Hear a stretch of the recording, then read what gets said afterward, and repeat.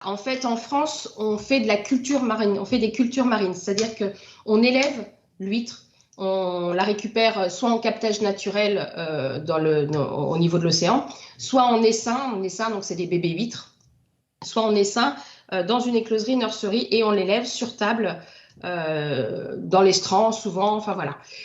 Au Sénégal, l'huître est aussi récoltée, mais elle est cueillie par des femmes. Elles sont 13 000 à exercer cette activité dans le pays. Elles cueillent les huîtres qui se sont fixées sur les racines de palétuvier dans la mangrove. Le problème, c'est que ça détruit les palétuviers et ça détruit la mangrove. Il y a eu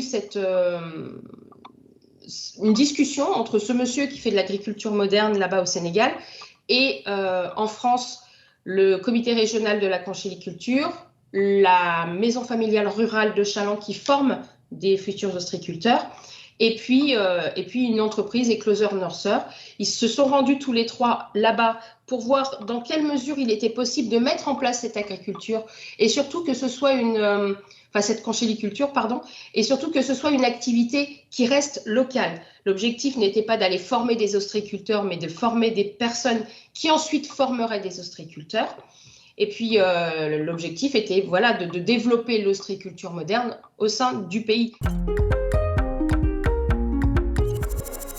Alors, ça risque pas d'arriver pour la simple et bonne raison qu'au niveau sanitaire, les réglementations ne sont pas du tout les mêmes. En France, les réglementations sanitaires sont très strictes. On va dire que c'est peut-être un petit peu moins abouti encore au Sénégal. Donc déjà, il n'y a aucun export possible entre des huîtres sénégalaises vers le marché français. Et en plus, le marché français s'autosuffit, j'aurais tendance à dire, parce qu'il y a quand même un milieu ostréicole très, très développé. Donc, on n'est pas encore rendu à ce que le Sénégal vienne concurrencer la France.